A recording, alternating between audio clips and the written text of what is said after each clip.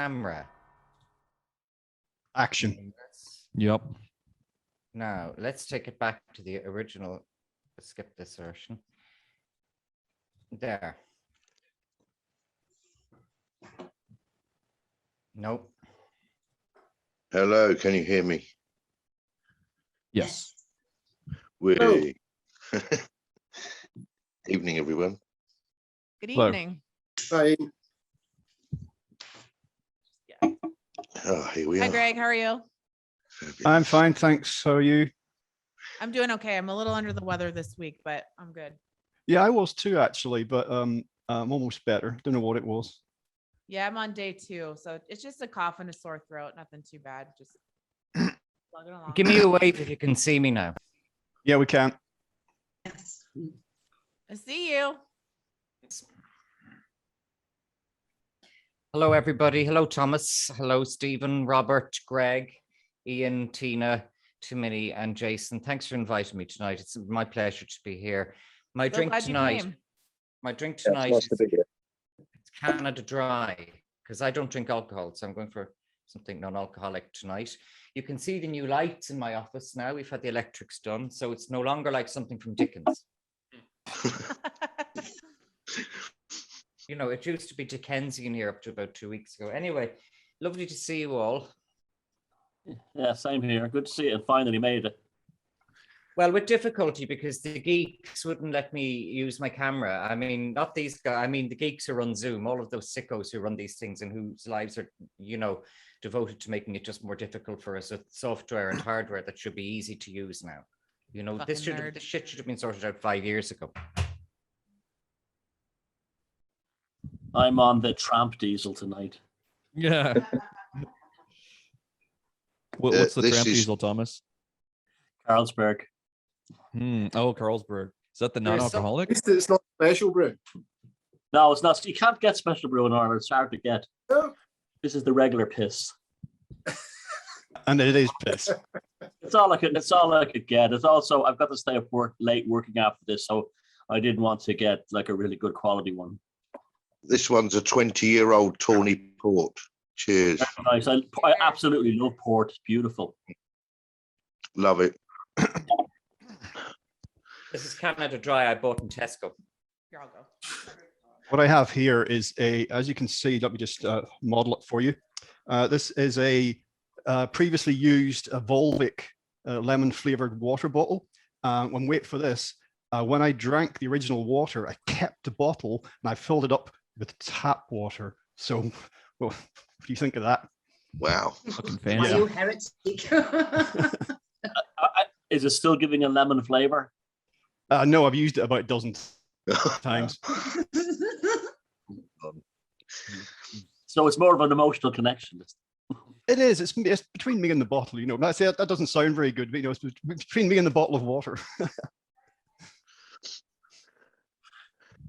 Yeah, So, just Thomas- flavored water. So Tina, your Thomas, story what that can you you were tell telling me me- at the beginning of the hour was pretty cool. You said you uploaded that one to Facebook, to YouTube? Yeah. Yeah, I did. Well, I'll just tell it again. I was out hiking, which I do quite regularly here. It's not unfamiliar territory to me at all. And I heard a sound, and it was a strange sound. It was a bit like this. And I thought it was an animal first. And I go there with my camera, hoping to maybe photograph it. And I feel something on my leg, like a hand, like just a hand grasping right above my left knee and pulling me back. And it wasn't hostile or violent at all. It was nothing like that. It didn't feel like it was out to harm me, but it was just the distinct feeling of a hand grabbing above my knee and just pulling a little bit. And I was so shook by it. I sat down for a minute and I had to, and that's why the camera is shaking while I was filming that scene around me, because I was shaking. And yeah, I had to go. I couldn't stay. I don't know what it was, an other, if you will, a fairy, if you will, but I mean, yeah, that's basically the whole story. I have no other explanation for it or anything. It's just something that's happened. And it's not the first strange thing that happened in that valley. I have so many strange things. I heard disembodied voices. There are times that valley is completely silent, even though it should be filled with the wildlife. I had plenty of orbs and camera malfunctions happen there, and they don't happen anywhere else. Yeah. That's in Ireland, that's considered fairy activity. When all the birds are, when all the wildlife is gone and the stillness and batteries drain down and your camera's really fast, that's considered like you're in the other world or you're on the margins of it. That's why I thought I have to go back. If I get lost on the ferry stray here and I just go wandering off and I don't know where I'm going, the terrain is rough here. You can hurt yourself. This ties into cryptozoology, doesn't it?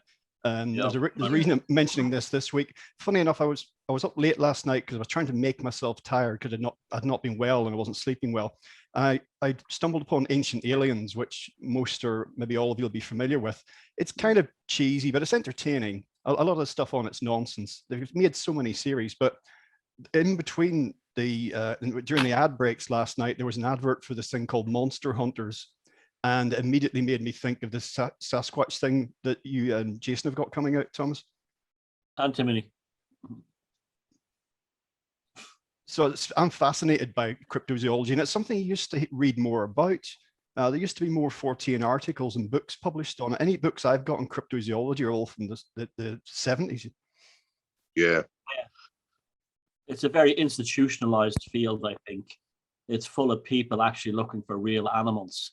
When in every case I've looked at, I'm absolutely convinced, with possibly the exception of Yeti, because there's been very good physical evidence of actual footprints trails. See, this is the problem with Bigfoot.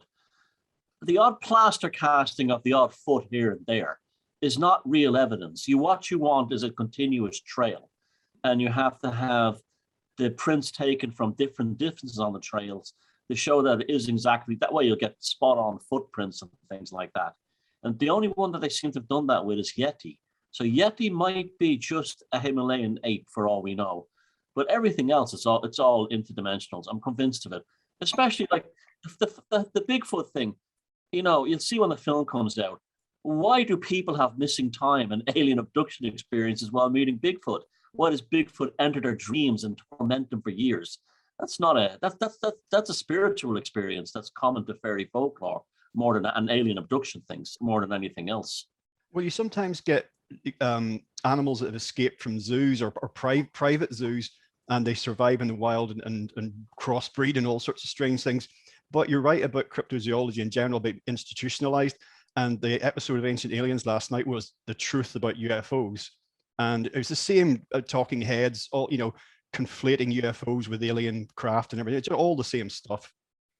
Yeah, the Ancient Alien series that had Hugh Newman from Megalomania on it was good because he was dropping lots of truth bombs and he wasn't necessarily saying aliens this, aliens that. And he was doing this. The only thing he did in America was I thought was very good on the New England megaliths, but it's mostly a shite show. And except it's filmed beautifully, top-notch production. And I know a few people that were actually asked to be on it and declined just because they didn't want. They felt like it would have been below them. I don't know what kind of money they pay of anything. You've got Blow Dry, that guy who's on there all the time. Giorgio. The guy I mean. Yeah, William Henry's on there all the time. Now I met him in Texas, and he was a nice enough man and everything, but he's alien possessed.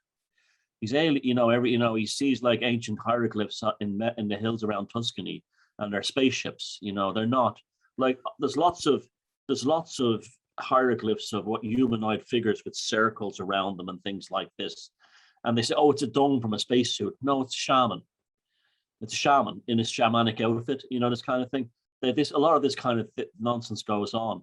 But I met at the same event, I got to speak to Travis Walton from Fire in the Sky.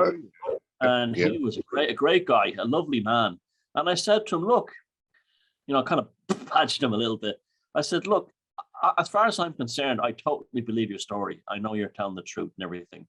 But do you not believe you've been pushed into believing it's spacemen? And it could be something else like a fairy experience, considering you're in the wild forest where these things kind of happen and everything. And he said, yeah, you know, you're probably right. I'm open to everything. It's just that the experience at the time, I rationalized it away as being kind of, well, not rationalized, but it was aliens, you know, spacemen, you know. But maybe if it happened today, he might see it differently. Yeah, it was a shame what happened to his story in the Hollywood movie. You know, they really kind of veered away from his actual experiences. You know, yeah, his experiences are very much similar to Whitley Strieber in Communion, which I think the movie with Christopher Walken they nailed quite well. If you read those books, he never once says aliens; he says visitors, and he wanted. And I remember the day I walked down Fifth Avenue in New York, but Tony's, I think, then the bookshop, famous bookshop they used to be there was the big poster for the book with that alien face on it. And I read the book right away. I thought it was brilliant. I still do. But he tried so much to say it was the same experience as fairy folklore. And he believed actually because he was of Irish and German of extraction that maybe it was an archetypal spirit form he was experiencing through his ancestry. And he was bang on the money, you know, he's bang on the money.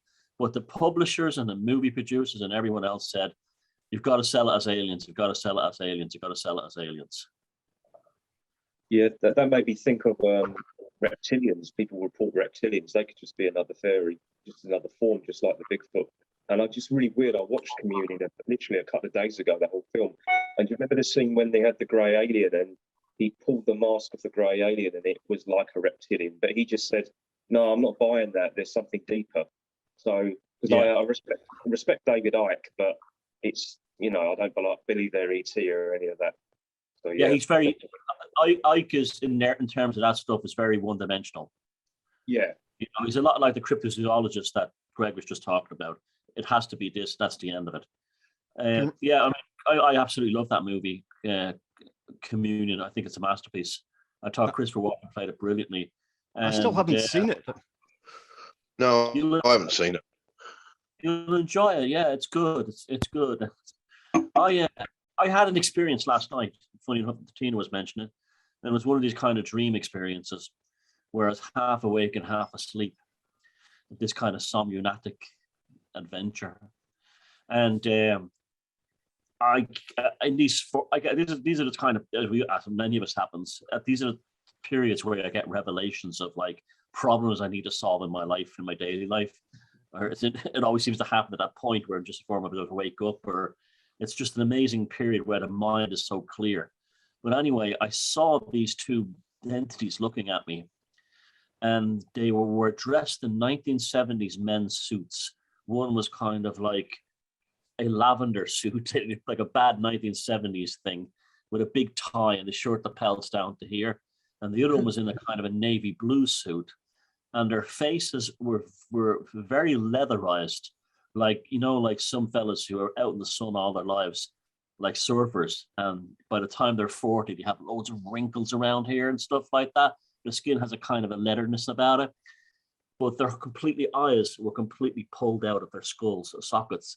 And there was just two black holes about the size of my two fists here where their eyes should have been. And they were trying to explain to me why I should get a vaccination. So whatever that means. So that was pretty good. In a friend like a horror movie. Yeah. They were kind of dreams. They were smiling like this, and they're going, "Hey, Thomas, let me tell you, you need to get that vaccination." And they were like that. So whatever that meant, whatever it probably means get the vaccination and become like us. Yeah, I think so. Yeah. Also, I was out at a friend's house last night. And he showed us this video of a baby that had just been born to a vaccinated mother, allegedly. And the baby right out of the womb was completely sentient and looking around like this, but it had jet black eyes. So I think that may have actually seeped into my subconscious. I was going to mention that. Yeah, I saw that video. It's really creepy, isn't it? Especially how sentient the new baby is. It's like this. This is like straight out of the womb, looking around. Yeah, Black-eyed just got children is one of strange. these urban folklore myths that have been doing the rounds for a couple of years now. The black-eyed children. If you YouTube that, you will come up with the stories. Yeah, it's That's like what I all was these. thinking, yeah. Yeah, I often wonder all these mothers who call their kids indigos if they're actually something else, something nasty, you know. All these new age mothers. My child's an indigo, and the kid is tearing his hair out and ripping things apart. Oh, that's because he's an indigo. He's enlightened. Yeah. Just to backtrack very briefly, there's an American author called Mike Cleland, and he's got a book called The Messengers, something like owls and UFO experience, something along or alien encounters. But in the book, he introduces this idea called screen memories. And in terms of what people see when they have, supernatural or paranormal encounter, can be informed by a bit like psychedelic trips, by set and setting. What are they bringing to it? Which is why strange objects in the sky 3,000 years ago were interpreted differently to they are now. And so the idea of a screen memory is that if you have a traumatic encounter with some kind of force or entity, something can be superimposed on that, so it begins to normalize it. So maybe the guys in the suits, or he points out that a lot of people with having UFO encounters, they're seeing owls, albeit giant owls. And there's all sorts of ways that your mind could interpret what it's seeing in order to make it more acceptable and less disturbing. Yeah, like what happens soldiers in wars, they go through the most horrific battles and see the most horrific things, and people say to them, what happened during the battle? And they go, I don't remember. Because the mind just wiped it out, because it was just too difficult for them to hold on to it. I know quite a lot of people that have spoken to me about having experiences, and it's always been owls that they've seen beforehand, in dreams as well. Like the owl appears first and then they have this bizarre encounter afterwards. Yeah, that's Whitley Strieber wrote about that in the second book, Transformation, about the proliferation of owls appearing in UFO abduction experiences. And again, if you stare directly at an owl, it looks like it's not like owls are very strange. They're more like pussycats in how they behave than birds. Yeah. The way they socialize with other animals and people, there's something about them. They're not just a regular bird. They're a bird with another animal's kind of consciousness in it. Yeah, you go to like a falconry show, at a country fair or something, where they've got these birds on display, and you can pay a few quid to pose with one on your arm and stuff. And you say, Thomas, you like just stare into the eyes of an owl. It's like another type of bird, I was going to say corvids, so that's crows and ravens and things like that. There's definitely a superior intelligence in there, and you can jackdaws too. And you class them with dolphins and whales, for my money, as well, in terms of like there's a deep intelligence there, but I don't fully understand how to interact with it at the moment. No, definitely, yeah. There's a lot of videos, and it's a well-known thing that if people who have pet owls also have pet dogs and cats, that the owl plays with the cats and the dogs like no other bird does. It's really remarkable, and there's some amazing videos of like kittens and puppies and owls play fighting, and kittens and cats and owls flying around the garden playing. Just no other bird does that. It's so strange. As an archetype, though, they're the messenger, aren't they? The owl, owl's the messenger or the bringer of a message. Yeah. I have a couple years back, I was driving to work along the highway, and along the highway, I saw one of those white speckled owls, and he was dead. He had been hit or something. And I've always had a really strong affinity for owls. So I ended up being late to work because I called my client and I said, I'll be right there. I'm running 30 minutes late. I flipped back around, came back on the highway, pulled over. I had to at least get him off the road. I couldn't leave him there. It was so strange when I picked him up, and I used a bag. I don't think he had been hit by a car because he wasn't busted up. His feathers weren't, everything was all still intact. So I bundled him up, I put him in the bag. And I just so happened that day at work, my coworker's client, her and her husband work for the Forestry Service. And side note, it is highly illegal to have any raptors. So you can't have hawks, eagles, owls, you can't have any of their body parts or anything like that. But I was telling her about what had happened. And her husband has those flesh-eating beetles. So she said, bring it to me. I said, if I can, I'd like to keep the skull, the feet, and the wings. And so she will bring it to me. It's going to take about a month, but my husband has these beetles. And sure enough, she brought it back to me. I have the skull and everything upstairs. I have its feet. The wings ended up getting destroyed by a cat. A roommate I was staying with for a while, her cat snuck into my room and got into my closet. I still have them. They've been destroyed, so I keep them put away. But yeah, the whole thing with owls, they've always been my favorite bird. Because they're more than a bird, they're intermediary, they go back and forth. But that's definitely one of my most prized possessions, and it's lighter than a piece of paper. And they look so big and fluffy, but their skeletons are so small. Tiny, yeah. I was when I was in school, I used to work night times in a restaurant as a dishwasher. I'd finish about 1, 2 in the morning and cycle home. And it just so happened that when I'd be reaching home, it would be about 3 a.m. And I'll be coming home on my bicycle, and one night I'm coming home on the bike, and right in front of me flies, like at eye level on the road, an owl flying like this real slow, a gigantic white owl flying real slow like this, like he was deliberately showing himself to me, and then it just glided off into a field. But I'll never forget that. The ghostly spectre nature of how it flew in front of me was like, it really, really stuck with me. Yeah, I had one fly like right something in like- my eyes and then suddenly veered off. Powerful, yeah. Yeah, very. Do you remember something in the older days of the Late Late Show and the Gay Byrne days of the Late Late Show? They used the semiotic of the owl much more powerfully than they do now. It was brilliant, yeah. It was much more visually striking with the owl, which would be flying towards you. Maybe that's a Mandela memory on my part, but my memory is in the Gay Byrne Late Late Show, the owl would fly towards you, and they used the owl much more powerfully and much more simply as an image. It actually landed. It actually landed on a tree or something, and it was a huge owl. And they even had the swastika of the Breed's Cross also. So it was like a pagan intro to a TV show. It was like a very pagan kind of intro. Yeah, I always remember that well as a kid. There was another kids' TV show that it was on British TV, and it had an owl. It was a children's TV show, and the owl was there because it was associated with books and learning. And I can't remember. That was that was a wonderful TV show and a very mystical, esoteric TV show, Bagpuss. That's it. Yeah, there was the owl in there. Oh, if you haven't seen Bagpuss, you haven't seen like it's brilliant. It's beautiful. It's absolutely beautiful. I actually cried like when it ends when all the animals all the toy animals go to sleep. It's so like moving.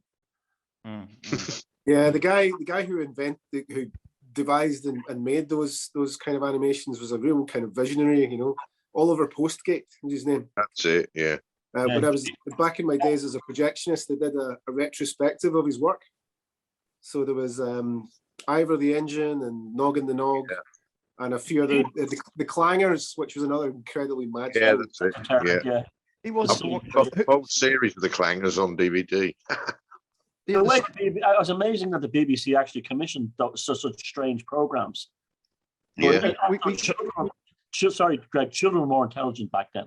Well, they understood. The average kid was better educated back then in terms of archetypes and emotional and aesthetic.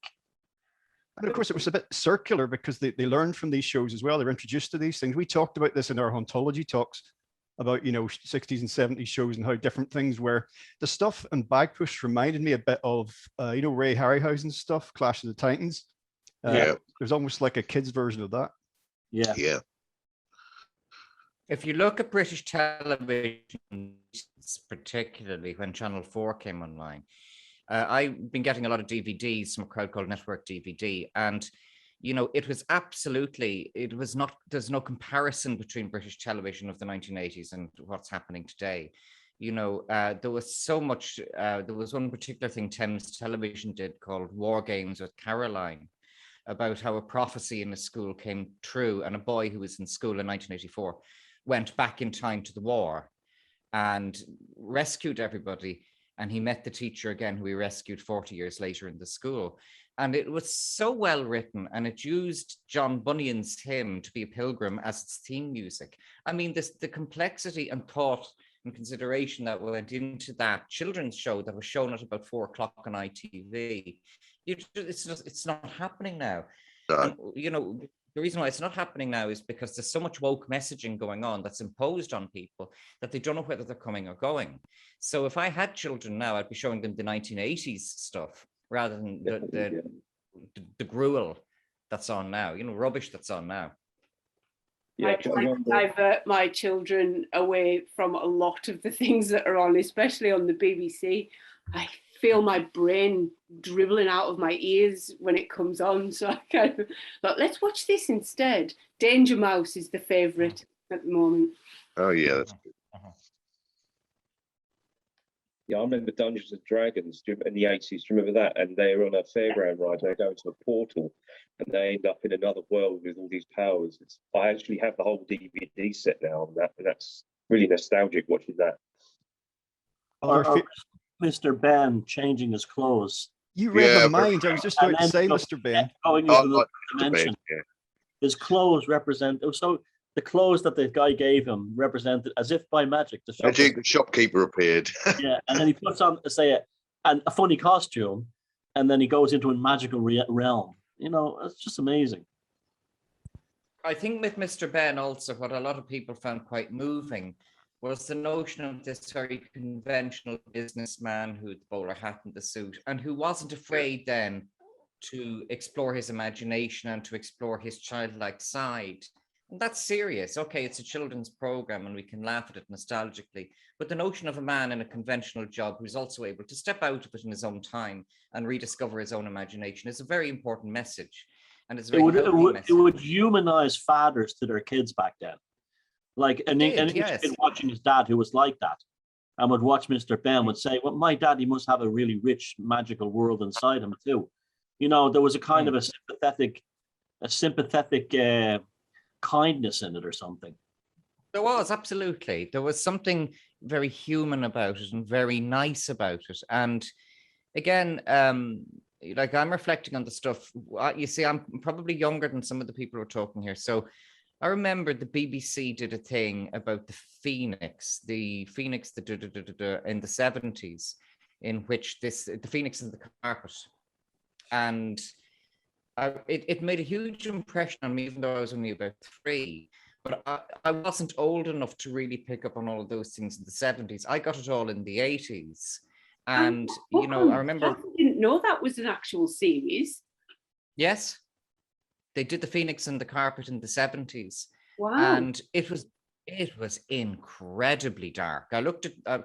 I don't think the BBC have released it on DVD. You can see snippets of it in really bad quality on YouTube, and it's really, really edgy that they did the Phoenix and it was the Phoenix and the Carpet, that they did the Phoenix and the Carpet.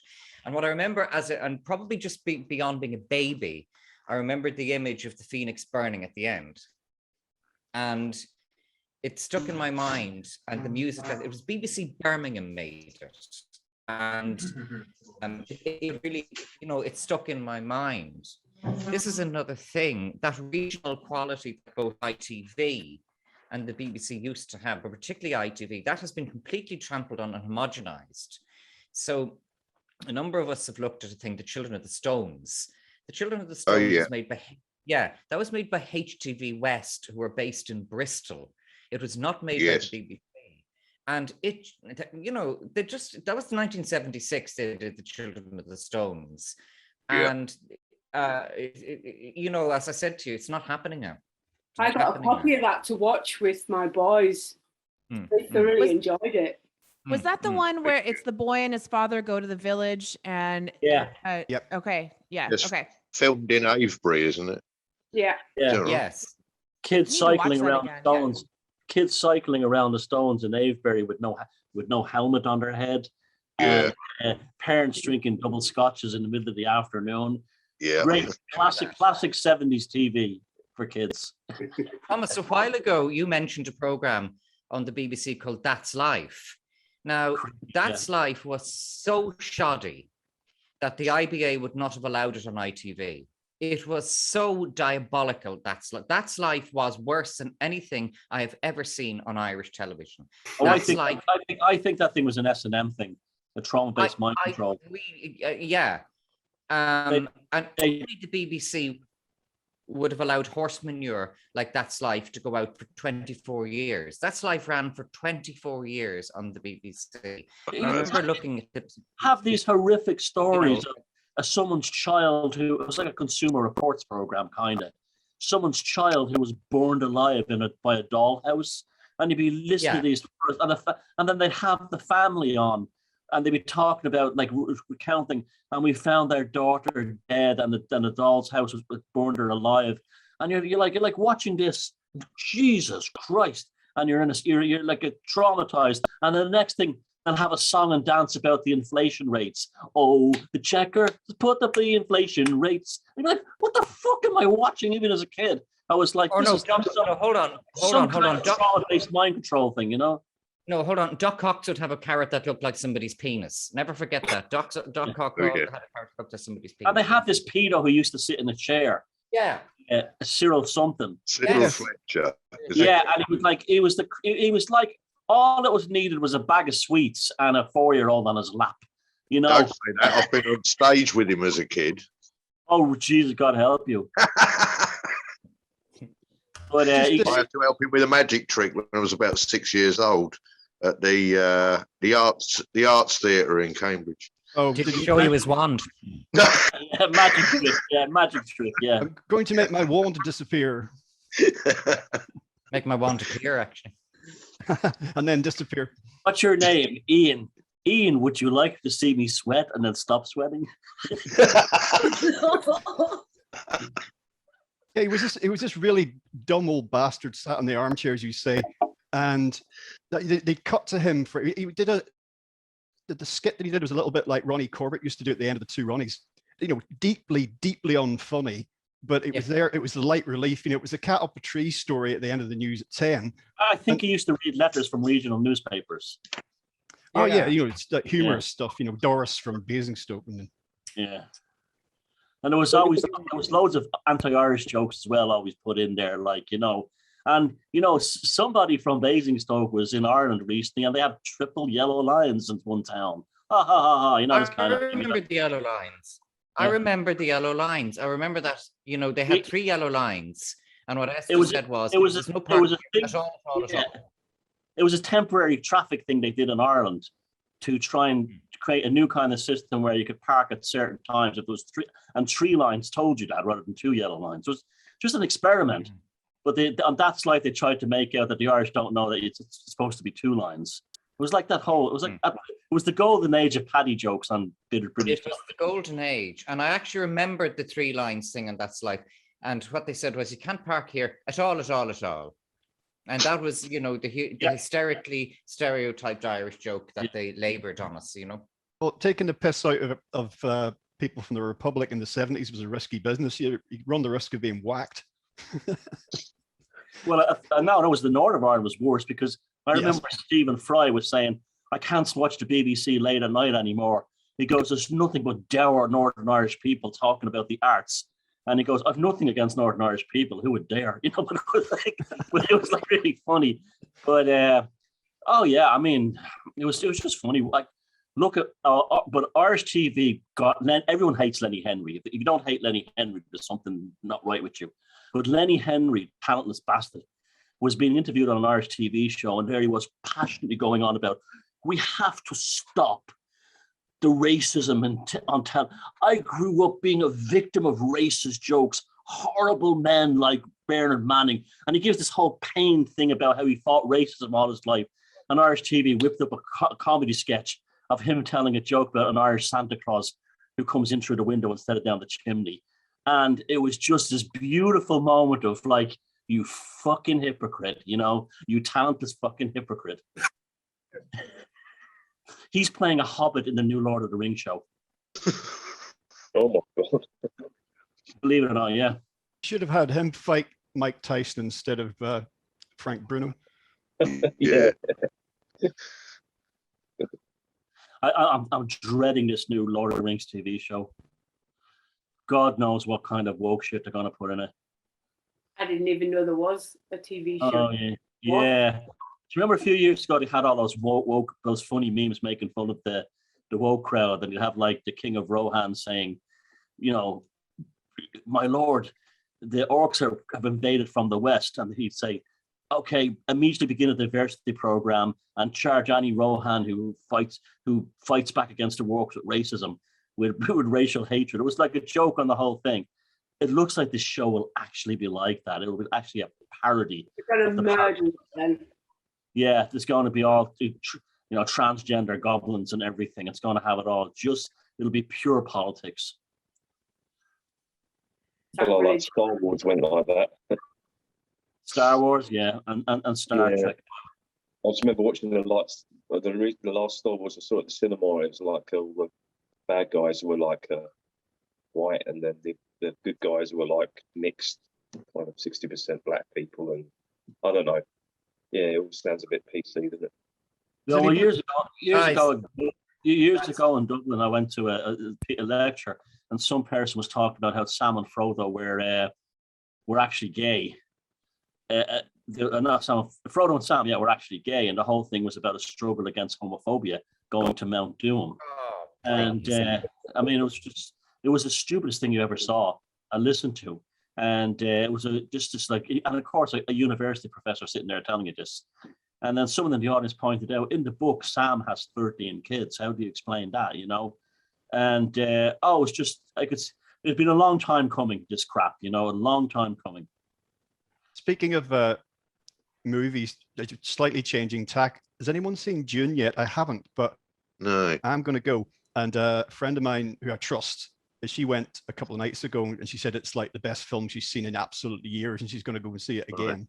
Yeah, me too. 14 times this month is all about the new movie, and they're pretty critical of that stuff, and they absolutely were raving about it. They said it's the best film since Lord of the Rings trilogy. Wow. Must have to have a trip out to the cinema.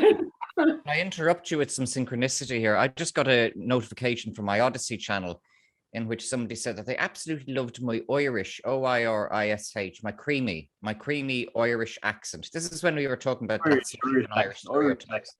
This was at the same time as us talking about Irish stereotypes, and that's life. So, you know, that's synchronicity for you. Yeah, and then me, you, and Greg are all Irish and all have completely different accents. It's so, you know, like that's the thing. It's like the UK. There's a different accent every 10 miles. You know. Yeah, there is. I remember meeting an American tourist who said, "What part of Britain are you from?" I said, "I'm from the part of Ireland where we speak correctly." That's, you know, how do you define your accent? I taught in a secondary school, and some of the boys asked me, well, they said, "What kind of English do you use?" I said, "The right type. Don't worry." I said, "You know, it's okay." But yeah, when I was in the US, people always thought I was British or English or something. Yeah, they expect the leprechaun from Lucky Charms. They expect you to talk like that. Yeah, I get called Scottish, even by some people. Well, there is quite a Scottish undertone. It's not. I agree. You sound like the ones in Ayrshire, and you know, just across from Antrim. And there's a very similar accent on both sides in that part of Scotland and in that part of Ireland. Very similar. Yeah, it goes back to the plantation. You have that. That's probably why they're probably thinking from Ayrshire. It goes back to the plantation. So sorry, I thought you were English. Pardon? I thought you were English. I'm so sorry. He's Irish. You're asking for a bunch of fives. I know. I don't want to fight you. I'll fight myself. So I thought that maybe you'd actually spent a bit of time living in Scotland, Greg. No, not at all. I think, as I mentioned, it just goes back to the plantation, and there's a lot of connections there. You see even the styles, but going back to Victorian times and a bit earlier, actually, Edwardian, but you can see very similar houses, old houses in southwest Scotland that you see in northeast Ireland. So right, yeah. Oh, yeah. Well, they're only about 30 miles away, aren't they? I mean. Yeah, I mean, you can see from 11 miles away. At the closest point, yeah. I My Yeah. mother's father was Carnlough, and he grew up in Carnlough. And when he came to Dublin, he played the Scottish bagpipes. He grew up learning the Scottish bagpipes in Carnlough. So yeah, I mean, he didn't play the uilleann pipes, he played the Scottish bagpipes. My mother always describes when he would stand in the back garden of a corporation house in Kimmage in Dublin playing the Scottish bagpipes, and every little gurrier up and down the estate would be hanging over the fence to look at my grandfather playing the Scottish bagpipes in the 1930s in a corporation house in Dublin 12. So, you know, it's a crazy world. Well, I live in Sligo, and the next county up is Donegal and Ulster, and people around here jokingly call Donegal Scotland. Yeah. You know, they say they're going to Scotland because it's culturally Scottish. Mm. You know, even if you go into the fish and chips places in Bundoran, which is like 40 miles from here, they sell things like fried haggis and fried Mars bars and all the kind of Scottish kind of stuff. Ew. Yeah, and they sell Tizer and Iron Brew. Iron Brew. And they don't sell any. Yeah, we call it Scotland as a kind of not as a slur, but as a kind of a joke. I absolutely love Bundoran. I think Bundoran's a fabulous place, a fabulous town. My parents and I, before everything went insane, you know, we would go to Bundoran. The three of us would go to Bundoran. Except for the sectarian stuff, that's pretty bad there, though. But the town and the beach and everything is beautiful. But like, they still have like running battles between Catholics and Protestants when the pubs close and stuff. Yeah. Oh, can of Iron Brew and a deep fried haggis. I mean, you set me off now. I'm getting hungry. Do you remember the adverts for Iron Brew? Made in Scotland for girders. Yeah, I actually love it. Isn't it made from petrol or something like that? It's a bit more complex, but yeah. It's a fantastic hangover. It's like the old stuff was an amazing hangover cure. I remember, like, even the last time I was in Scotland, I got absolutely shit-faced in Edinburgh about 10 years ago, and I was in bits the next day, and we all wanted to go to Rosslyn Chapel. And I said, like, we were a bunch of students from Edinburgh University. I says, I don't be able to fucking make it. I'm in bits. Atney Peake was with us. And they fed me this thing called square sausage, which is like a Scottish type sausage they have, which is actually delicious. And just that, and a litre of Iron Brew. I'm not kidding. Within 20 minutes, my hangover was gone. It's just the sheer sugar content and stuff, man. Probably, yeah. And the fat in the sausage. Yeah, it's a breakfast sausage that comes in a block a bit like meatloaf. Yeah. And then you cut it in There's slices. There's a lot of very dodgy square sausage, though. I mean, you can really taste the pig's arseholes in it. Well, I wouldn't know. I wouldn't know what one tastes like, but I'll take your word for it. You know. But just don't go drinking with, if you're over 40, don't go drinking with Scottish university students. Jesus Christ, it was unbelievable. It was great fun. They were lovely. You know, I think that's a dare. I think we have to do it. Great fun, lovely people. There's the terrible culture of like, you know, drinking to excess here. I mean, it's just you're proud of it when you're growing up, you know, as you're kind of aspiring to be, you know, if you haven't been sick over your shoes or something, then you haven't had a good night out, you know. Well, one of the things I noticed between Irish drinkers and the Scottish drinkers is the Scottish drinkers, and in Northern Ireland too, they do this. They will have a load of drink at home and then go to the pub. Yeah. Where in Ireland, they go to the pub and stay there all night, so they don't have drinks beforehand. But I've noticed in Scotland, like in Scotland and in Ulster, you know, before we go, we'll have a few cans before we go out. And in the US, we do the same thing, but we call it pre-funking. Oh, we used to call it preloading. Yeah, it's the same idea. And you might think it's about saving money. It is in some cases, because, you know, drinks out and about can be expensive, but that's not just about that at all. It's just a cultural thing. Yeah, Christian will tell you, we used to call that knacker drinking in Ireland. You know, like, it was a slur. It meant like you were like a serious alcoholic, you know, to get tanked up and then go to the pub. And I was like, met a bunch of guys from Belfast who were in college down here. They were saying, what are you talking about? That's normal drinking for us. Funny you say that. I've worked with quite a few people from Belfast in the past, and they used to what they came to kind of study in Glasgow from Belfast, and they used to call Glasgow Belfast Light Yeah, well, and there's so many people from Ulster that emigrated over there over the centuries. That's why the accent. Yeah, Scotland was founded by people from Ulster anyway. The absolutely. Scots were an Ulster tribe that attacked the Romans and invented Scotland. That's why you speak Gaelic. That was a pleasant surprise going to Scotland and seeing Irish language signs everywhere. It's like we actually conquered somewhere. Don't forget Newfoundland. Yeah. But we actually really Don't forget conquered that. Scotland. We actually did that by force. So it's like, oh well, we had at least have some. We got somewhere finally. I don't know where all of that in the historical timeline falls in with Roman occupation of Britain, but there was people know about Hadrian's Wall, built in Northumberland.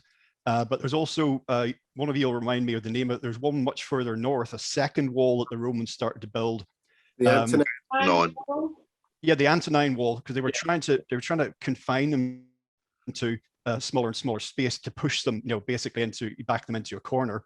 But that didn't get very far with that, because they just thought, oh my God, whatever the Italian is, fuck this for a game of soldiers, and they just pulled back. So I don't know where what you're talking about, Thomas, those historical events fall in with that. It was after that. The Picts were really the reason why the Scots, the Caledonia wasn't invented. They were like a very tough tribe, but the Irish, being what they are, decided to go to war against both the Picts and the Romans at the same time. And as the Roman Empire declined, the Irish were constantly invading Britain, like all from Cornwall all the way up to the north of Scotland. And it was just because they wanted to steal the booty. They just wanted to plunder, as the empire was ending. They just wanted to go over there and just like attack Roman legions and rob the towns, which they did. But they got Scotland. There was an Irish kingdom called Del Riada, and they conquered most of Western Scotland. And then Scotland was kind of divided in two sides. The Picts were on one side and the Irish on the other. And that became the modern Scotland of today. But the Romans, it was the Picts who held back the Romans. They were the ones who really put it up to them. But they were very, very interesting. And sadly, we don't know a lot about them as we should. Very, very interesting ancient group that built these amazing towers called brocks. They're all over the east of Scotland. Yeah. And these are real mysterious megaliths. And they're almost like, and they're enormous. They're like the Irish Round Tower, but much bigger, or they're like the Sardinian tragedies. They're enormous. And one of the great tragedies of history is we don't know a lot about the Picts other than a bit of Roman propaganda and a bit of Irish propaganda. But they were obviously a formidable people, going by the actual infrastructure they left behind. Yeah, there's I can't remember the name of the place, actually is kind of escaping me at the moment, but there's another kind of like hill fort that's, they reckon had about a population of about 4,000 people at that time, which was almost unheard of, like in Scotland and in the land that became Scotland at that time. Well, to hold back the Roman Empire, there had to be a very well organized people. It just couldn't have been. I mean, the Romans portrayed anyone who stood up against them as savages. They even portrayed the Etruscans as savages, and the Etruscans were anything but that. The Etruscans basically gave the Romans their culture. Yeah. This is just that they were master propagandists. The word conquest or annihilation to the Romans meant absolute destruction, and that included your public image.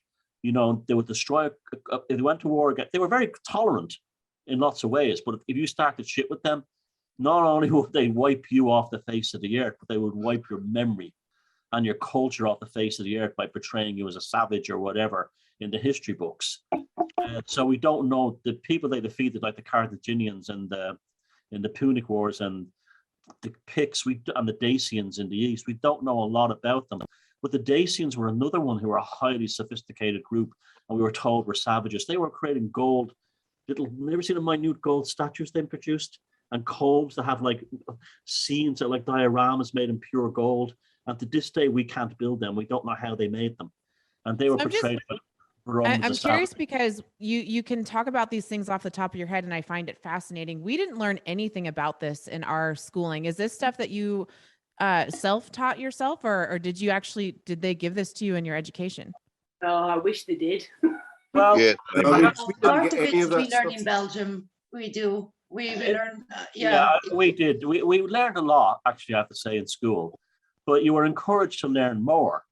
And also, we had very good TV documentaries back then that actually made you want to learn about these things you don't have now. Yeah, we yeah. didn't get that in our when we came up in school. Yeah, a lot of Americans tell me that, like that they're always amazed that I know more about American history than they do. Oh, that's so yeah, true, and that's by design. I'm sure of it. yeah, you know, it's like the education system in America seemed to be for creating workers. Right, because it's like when we went through middle school, it was not history. We got social studies, and it was all about like government stuff, and also like the pre kind of woke things that were coming around in the 1990s, where everything was about equality and all that kind of stuff. And you know, from the time we were like 12, 13, 14 years old, and yeah, sixth grade on, and it was just, you know, no real history there.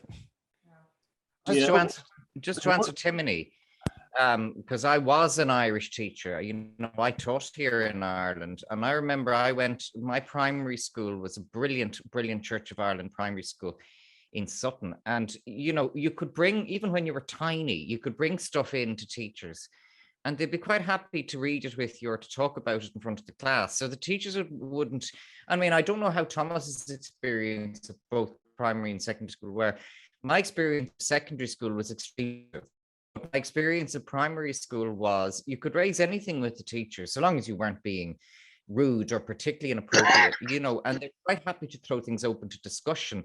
I remember only talking last week to a woman who'd been roughly my own age, 48, who'd gone to that same school.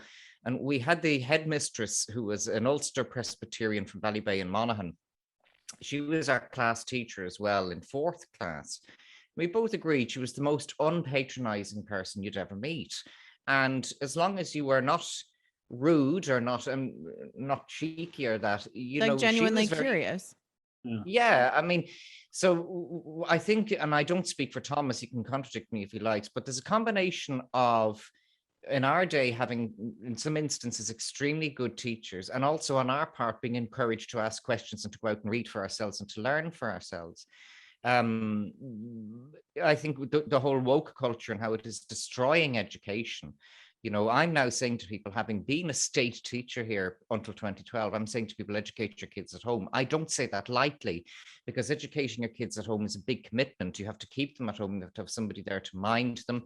You have to have somebody there to watch over them. But I would say that the present environment of an Irish primary school, and to a lesser extent an Irish secondary school, is not one I would put any child, if I had them, into. And the primary reason, one of the reasons for that, is the infiltration of the pride agenda into primary schools. Pride is by its nature talking about gay sex. It's intrinsic to it. And I don't see really why gay sex or gay sexuality should be introduced to kids of 5. There's the other issue of then, here I'm starting on my old stuck record here, we're going into the groove as I speak, the trannies. And this is my, you know, if you've been following me, this is my big issue, and how there's this gaslight of equating transgenderism with men like myself who are attracted to other men. I don't see how it correlates, how a man like myself who's attracted to other men, suddenly we have some affinity with men who think they're women. I don't get that one. And also, you know, there was a document circulated about 3 or 4 weeks ago. It turned out that Trans Equality Network Ireland was behind it, the way it's behind so much of this, in which kids in secondary schools were being required to sign a pledge in relation to pronouns in secondary schools. And we still don't know how that particular one has played out. You know, that's indoctrination, I'm afraid. You go to school to learn how to read and write. You go to school to learn how to count, that kind of thing. If you are literate, if you're numerate, then you can make your own mind up about the rest of the things. So if I had kids and I was teaching them at home, I'd be getting them highly literate and how to count. Sorry. Oh, no, go ahead and finish. I just wanted there was something that you said right there that I was going to go off on, but finish what you just said. I'm finished. Go off. Go off. So here in the state of Washington and Oregon, just this year, they passed a legislation, I know for a fact, in the state of Washington, where they have eliminated the grading system. So here, maybe it's the same there. We have A, B, C, D, and F. And so the only one that you don't pass go on is F, which is fail. So they've eliminated that whole system now where kids are not allowed to fail any class or any grade because that is it's racist, because the children who are, what's the word I'm looking for? Minorities. They're not smart enough to pass these classes. So now therefore nobody can pass the classes. And in my mind, I'm like, how? Okay. You all see where I'm going with that. The other thing that just happened in Oregon State, there's a lot, but the other thing that just happened in Oregon State is they are on such a shortage of teachers now because of the vaccine, because of the needlecraft mandate. Now to become a substitute teacher in the state of Oregon, all you have to have now is you have to be 18 years old and pass a background check. So who are those people? Those are the entire generation that grew up in wokeness, no teaching certificate, no education whatsoever on how to deal with youth, on how to handle settings like that, on how to teach anything other than what they've already been indoctrinated with. So that's exactly what you were just saying right now. And it fucking terrifies me. My kid's in first grade. And last year with Rona, when the schools got shut down and they were all sent home, he would have been in kindergarten, so 5 years old. They were just kind of starting to get into reading. Well, they were teaching them sight words. I learned phonetically, which I'm pretty sure probably all of us here learned phonetics, how to sound words out. They were just teaching them sight words. So it's just a memorization. So if they come across a word that they've never seen before, they don't know how to sound it out. And so I said, well, fuck me. Okay. So now I'm the teacher. I have to be the one to teach you. I can only teach you the way that I know. And I learned phonetically. So there's a program called Hooked on Phonics. It's really popular. You guys have probably heard of it. They were doing dirt cheap promotions on it. So I did Hooked on Phonics with him for 3 months. He's reading at the top of his class. His teacher is just astounded with what he can come up with creatively in his writing and his reading. But I'm scared to death that the further that he keeps going along in this schooling system, what's going to happen to that?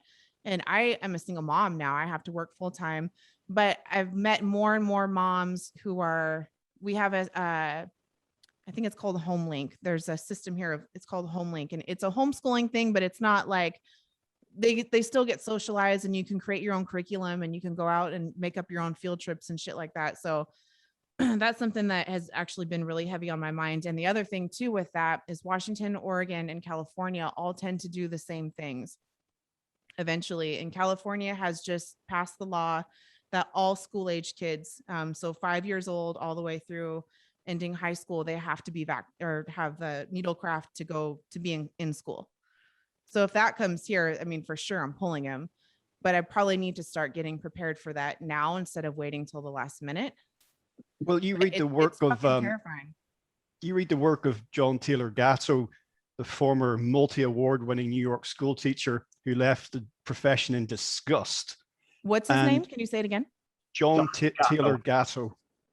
Yeah. So, and he points out in his work that modern industrialized kind of schooling used to be done at home or in small groups that we would now recognize as homeschooling support groups, you know, a few parents getting together and sharing resources.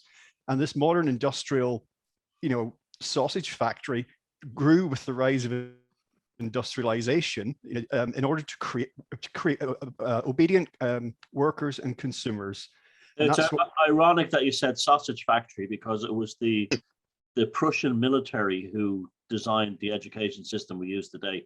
Yeah. You've talked about this before, Thomas, exactly. And it was all about regimentation and making people just like, you know, like Pavlov's dogs. You know, you do half an hour of maths, and then a bell rings, you do half an hour of physics, and a bell rings, you do half an hour of arts. A bell rings, you get your lunch. A bell rings, you do PE, and it's all disconnected, you know, and it's very, very poor way to learn. It's all run by politics. Like in Ireland, a foreign language was compulsory in secondary school. Usually it was French, sometimes German, but mostly French. Now it's Chinese. Chinese is now compulsory in Irish secondary schools. Don't know in Ireland, but they still teach Gaelic, because my nan, she learned this Gaelic, the Irish language. they taught her that at school, and she would speak it sometimes, but she's probably the last of the generation, maybe. Which language? Irish language, is it Gaelic? Oh, I don't Irish, pronounce yeah, it. it's called Irish, yeah, yeah. Okay. Well, that's what I was going to say to Christian. He asked me of my experience in school. I had terrible difficulty in primary school because I went to a Catholic school, and a lot of the lessons were done in Irish, and I wasn't a native Irish speaker. I wasn't, and I had struggled terribly. So my happy memories were in secondary school. I went to a hippie inner city kind of comprehensive. So the teachers were like kind of, you could call them by first names, and if you were reading it, like I remember I brought in science fiction books and read them in front of the class. You know, the teachers were actually really cool, you know, that kind of thing. And we would talk about, you know, it was a regular standard education, but was also experimental. They were trying to make us high-rise scum into like model citizens. So it was kind of like a test. But yeah, I mean, yeah. No, the Irish language, just about everybody in Ireland still speaks it. It's just as a daily language. It's not spoken really, except in very remote areas now, which is What are those areas of Ireland that you guys have that are just native speaking? The Gaeltacht, they're called. Oh yeah, okay. I've seen that word. I didn't know how to pronounce it. Yeah. I've got to go now, guys. We might have some of that in Wales. Yeah. See I'll see you next time. Take care, everybody. Have a good night. Thank you. Bye. See you. Night. Bye. That's it, guys. I'm also going to throw in the towel. I've had a tiring day, and I'm falling asleep here as we speak. I'm sorry. So, Have a good bye-bye. night, Tina. Bye. See you later, Tina. Bye, lady. Oh no, I'm still here. It's okay. I'm still here. I always take Sunday off. Sunday is my stay-at-home day, so I don't take any phone calls on a Sunday. I don't do any work on a Sunday. I'm very Abrahamic about the Sabbath Sunday, and it's not a religious thing. It's just that Sunday is the particular day that I can do nothing, so I can hang out here. You know, it's cool. I've had a wash. Hey, I'm ready to go here. Timony, when did you visit Ireland? Just about 2 years ago. I went from let's see, October 22nd through November 5th of 2019. Right. And you came out to Hoth. Yep, I did. I'm so sad I didn't know you then. Oh well, next time. But I have a flight credit that expires in July of next year. So sometime between now and July, I'll be back in Ireland. I'll put the kettle on. Keep it going. You know, it's been crazy here now. We were only looking in today's paper, and Thomas has said in his videos, and many times Thomas has said that the Sunday Independent is kind of a bellwether of how the establishment is kind of thinking. And the front page of the Sunday Independent today was talking about the impending power cuts here. Now they're saying, you know, Micheál Martin, the Taoiseach, don't have to worry about power cuts. That means that the lights will be going out in November. So, you know, they're creating this hysteria. Tell them, Christian, why the lights are going out. That's the important part. Yeah, the lights are going out in November because of the Green Party, and because RTE has promoted the Green Party as this kind of woke version of Fine Gael on bikes. And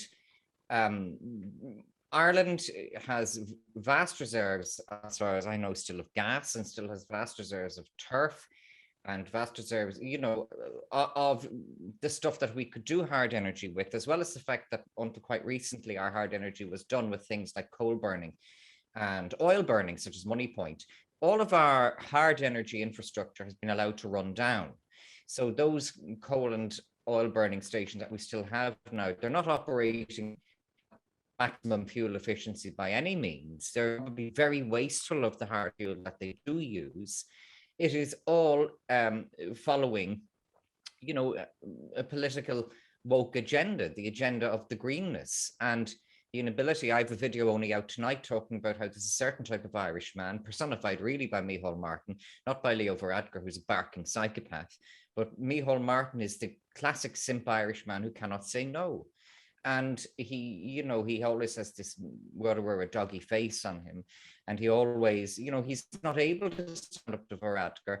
And look, Well, there's another side What to did it I as say? well. They're building all the main on. data centers here. Mhm, And these data centers, Apple is about to open another one, and it will use 1/5 of the country's electricity.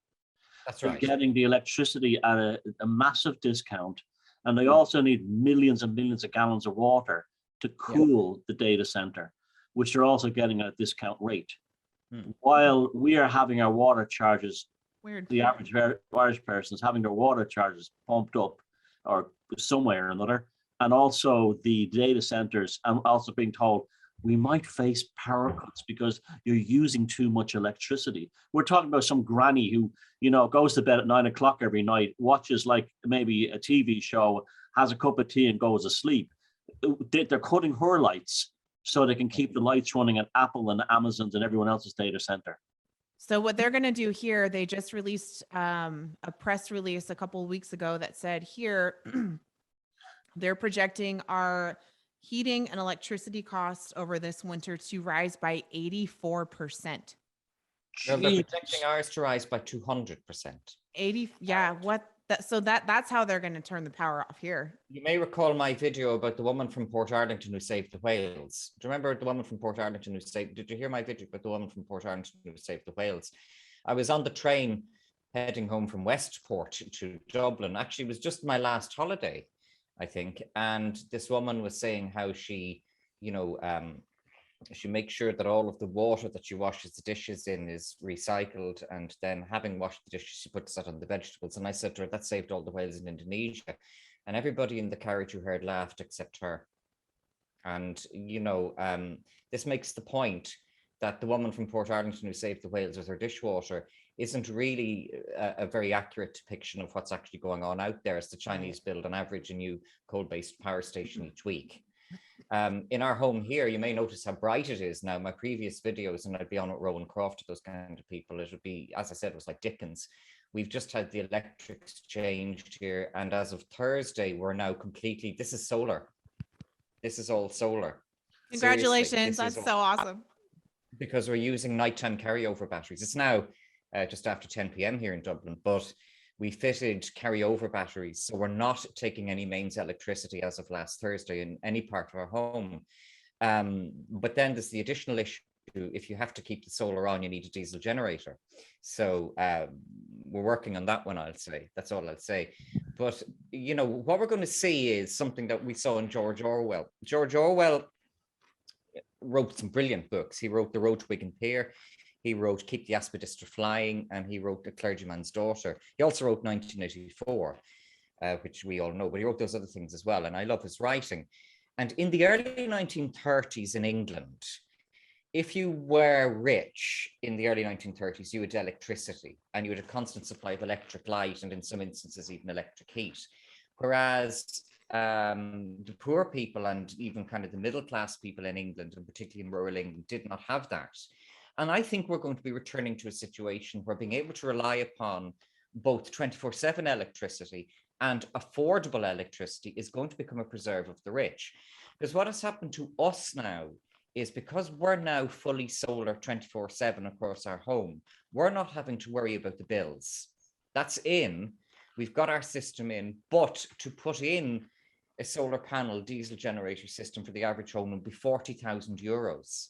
They don't tell you that, because no energy is free. That's the first and second law of thermodynamics. And if you want to generate electricity at home, you have to pay for it. You pay for it by putting in the infrastructure. You must have the capital, I suppose, to do it. You put in the infrastructure to do it, and once you have it in, then your bills go down. How is that going to affect the average working person in Ireland? They're screwed. They're fucked under that kind of situation. And as Thomas it's going said, to be like, you know, whatever Christian, you say. Sorry, go ahead. Christian, do you have in Ireland? Do you have propane generators there at all? So you could do dual fuel. I think you call it petrol in that part of the world. I was just going to say this, Jason. I was at my friend's house near here yesterday, and like Christian, he's put in a complementary system with the A and B switch, so he can go off the grid and go into his home stuff. He burns propane in his diesel generator. Yep, dual fuel. Yeah, and it's much cheaper. You should think about this too. And you can store it. Yeah, propane stores indefinitely. And you can get it, actually, you can't store propane in Ireland, sadly, because the IRA were getting the propane tanks back in the day and making bombs out of them. But you can still store a sizable, the tank is huge and it's delivered to your house. And he said it's much, much cheaper than diesel. So you should look into that, Christian. It's just like Calor Gas makes just the adapter, like the old-fashioned propane adapter that they have here in Ireland. And it's much cheaper than diesel, he said. And you can also, again, if you can get your hand on a couple of canisters, which he has, you can store them. Which are lithium batteries plug into your main, and which then allows you to have two 220 volt sockets for about 8 hours. So it's a battery that stores in the main, and if there's a power cut, you can keep your fridges or you can keep your other essential things going for a few hours. So we have that as well.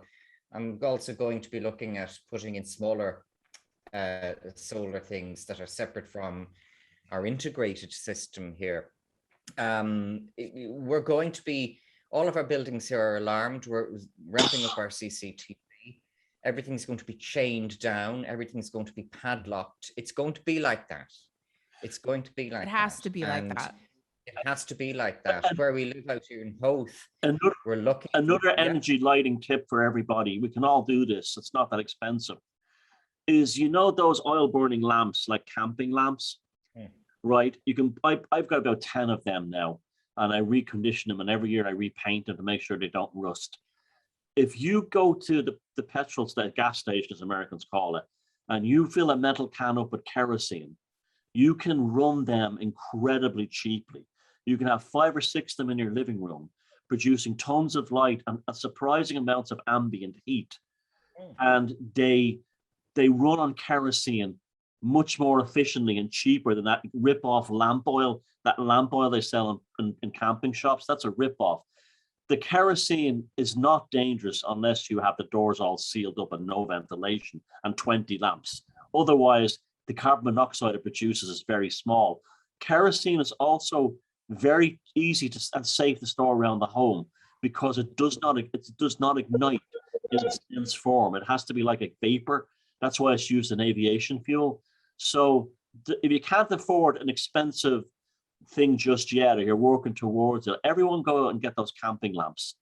And Thomas, what are the what's the American equivalent of kerosene? Is that at the gas stations here? We've got the home heating oil.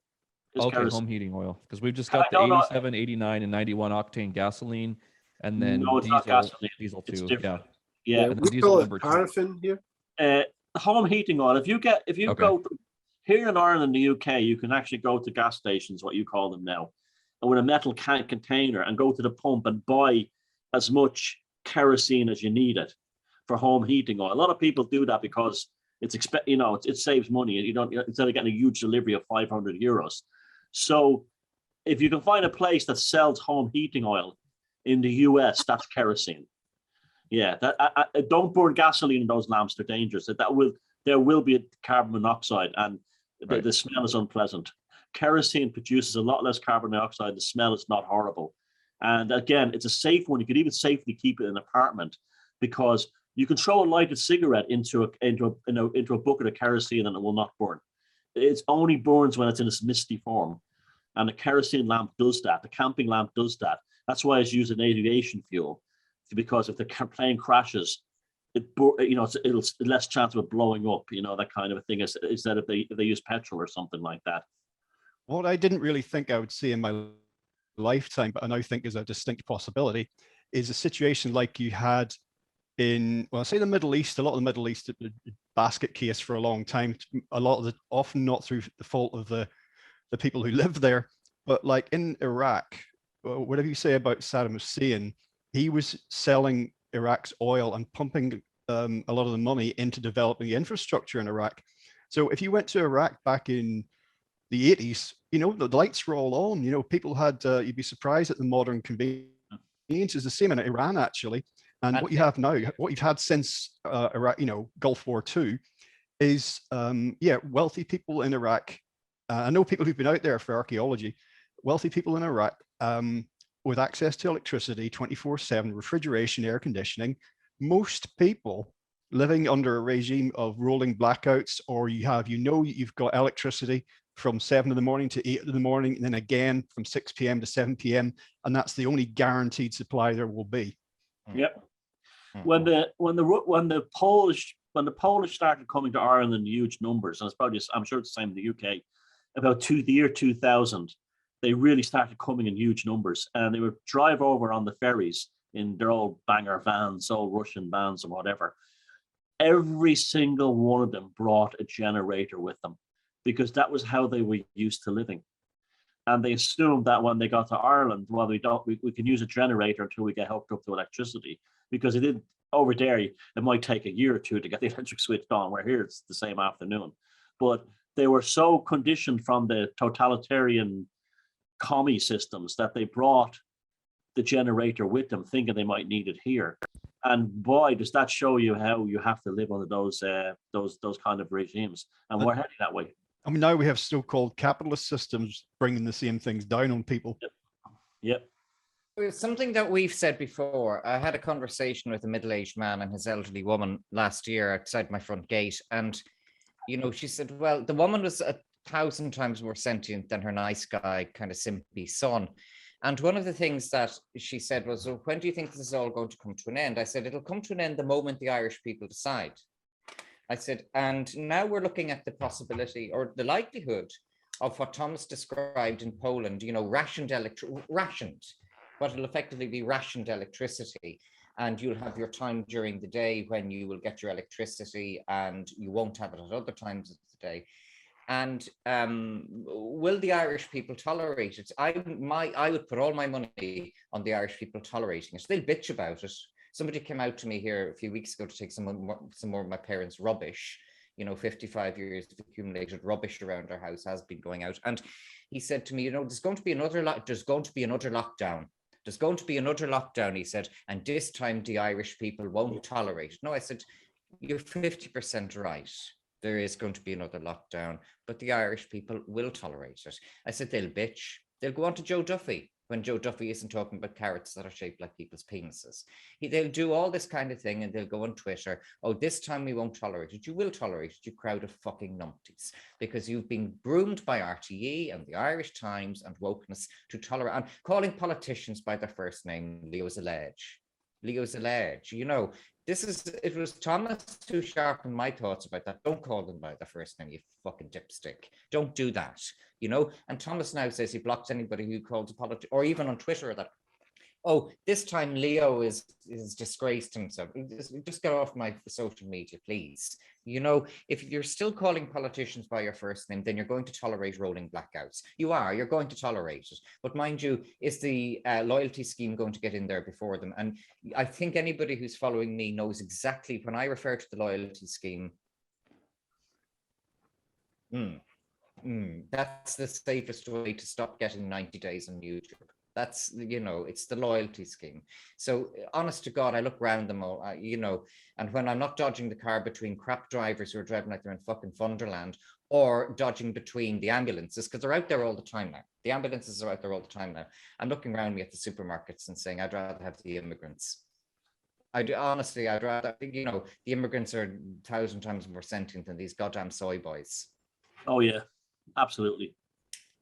I think the first stage of this may be the vastly increased prices. If it comes to that, the figure that's been mentioned in the UK, I don't know if this includes continental Europe or some other countries, but it was a 300% increase. Now, of course, in previous years, it would have been insane to imagine that could be passed on to the customer.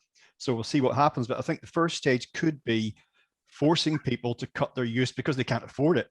Before there's any, blackouts or whatever on a regular basis, it could be, we're just going to have to turn all the lights off. We'll burn a couple of candles, we'll have some cold meals to use less. We won't shower every day, it'll be that type of thing for some people. Actually, Greg, I agree with that. That is exactly the type of soft way they do it here in the Republic of Ireland. Okay, we're not going to cut off your electricity. It's cool. We're going to leave your electricity on. We're going to fucking bankrupt you in the process for using it. You see, this is why, as of last Thursday, we're only going to be paying connection fee in this house at all. This is solar. This is nighttime carryover batteries giving us this light in the computer now at the moment. So irrespective of what happens here, at least we're going to have bill stability in this house because we're not using mains electricity anymore. We are still connected to the mains because of all the shitloads of electricity we're sending back to them, with me and my mother and father here and us hardly using any electricity at all. We're supplying grid. We have a 12 kilowatt system here. You know, we're supplying the fucking grid here. So, but what we do have, to be more earnest with you, is we have peace of mind in relation to bills, but they're going to knacker people, the normies who are in their apartments in Ranelagh, or, you know, their artisan cottage, you know, me and Ranelagh and artisan cottages, they're going to be screwed, and it's going to be done, Thomas is laughing, it's going to be done in that soft way that you've described. They're not going to be cut off, but they're going to be fucking bankrupted with the bills that they're going to get. So that's going to put the pressure on them to cut down. Frankly, I remember when I was teaching, I remember the amount of electrical waste that went on in schools with the photocopier and with the computers. It took me, it was only last week, I really kind of 2 weeks ago, I realized that I spent 11 years working in a psychopathic control grid surrounded by NPCs and normies. And that's my colleagues. That's my colleagues. I remember in one school, I used to enjoy getting a break, leaving the staff room to go into the class. That was the break for me, was to go into the fucking classroom to get away from the other teachers. One particular school I was in, oh, fuck. I mean, it was NPC central. It was a horrible, horrible place. I remember one of the teachers said to me, "Did you know, Christian?" She said, "You can be very condescending." I said, "Did you know I only do it for you?" Yeah, the teachers, no offense to yourself, I know why you left the profession. Oh. But yeah, it's not, they're generally not they're not the kind of, you know, they're not the kind of people who are going to set the world on fire. No, but I they're think not. like what you're saying then, I think in the West, the upper middle class especially, I think they're going to have to turn to prostitution and stuff like that to survive in the next 10 years. I'm going to just start selling drugs, because apparently you can do that here and not get in any trouble. The ones who are mortgaged up to the hilt on their bijou townhouse or their fancy, you know, a high-rise apartment, they're going to have to turn to things like prostitution in order to survive. You know, those ones. That's not a joke. No. Yeah. That's not not and if you look at Victorian times, it's very similar to today. Prostitution was normal in most European cities. You know, women actually made a living from, it was a part-time job for many women in Europe. I know in Dublin it was, like, prostitution was the norm for many working class women. And that's what it's going to be. That's how it's going to be. And don't judge me. I got to keep the power on. Thomas, that's how it is. I mean, a lot of the rugby guys, you're talking about prostitution going to be, a lot of the rugby guys could say that time is already catching up there. And I could say I'm not going to incriminate myself here, just no. But yeah, Thomas, you're on the right track. Yeah. Yeah. It's going to be interesting. I think the thing is that we'll all be fine because we're aware of it. It's the ones who actually believe in the system are screwed, no matter what country they live in.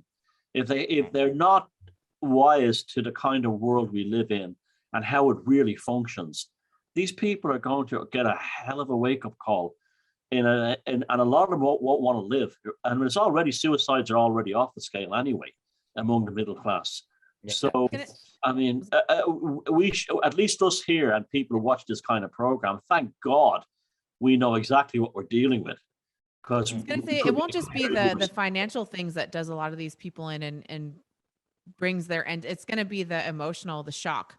They can't deal with it. They can't believe they were fucking lied to and they've been had so hard and now they're fucked. That's right. The end of their way of life, isn't it? The way of life would be over. There'd be no like rainbow. Like there's no, their paradigm's completely ended and they spent zero effort and zero energy creating their own. You know, all those years of watching Netflix, they'll say I should have been doing something else. That's right. Yeah, the psychological challenge is going to be the biggest, you know, because materially, people can deal with a lot really if they knuckle down to it, but it's the psychological, it's the cognitive dissonance, it's about the paradigm being shattered. Yeah. And honestly, I'm thankful. I'd quite like to have had, at times in my life, I thought it would be nice to have a nice big house and a couple of cars. And I've owned a house and I've had cars all my life, but I've never seen that as actually important. So I can actually live on relatively little, and that's not a negative thing at all. I live I live perfectly well, but it's not expensive. And I know how to get good things for less, or if you're buying expensive things, buy less of it, that type of thing. So Right, yeah, and it's good to know the things that you should buy expensive quality of, and then the things that you don't need to have the expensive version of it, just to have the expensive version of it. Greg and I had this conversation years ago about cutlery. We both have really good cutlery that we've had for years and years and years. It's true that some things, if you do splash out the money, you'll get like decades out of them. Oh, it'll outlive you. Yeah, I remember Billy Connolly was talking. Sorry, Thomas. Go ahead, Robert. Sorry, you just remind me of watching Billy Connolly, and he was talking this conversation in his pub, and he said the most boring bastards were middle class people. He said really, really poor people were interesting because they had some stories like when they were nearly homeless, and really, really rich people, they were eccentric, so their jobs were like, well, their hobbies were their jobs, but the boring people, the middle class, they were talking about owning more than one car. And I think these are the people that are fucked. If that's their mentality, as you say, get your tales from the hood. The hood has good stories. Yeah, we're going to be closing this area tonight because I have to do things and there's a few things going on. But what I will say, and it's true, there's a great conversation tonight, guys, and thanks for coming, Christian, especially. Not to say anyone, but you were excellent. Great to see you. And a good dimension you brought in. But as always, but the kind of adult men today who see Greta Thunberg as a role model will have difficulty feeding their own daughters in 5 years' time. Let that sink in. Let that sink in. Good night, everybody. Thank you, guys. Good night. Good night, guys. Bye-bye. See you next time. See you next time. Thank you. All the best.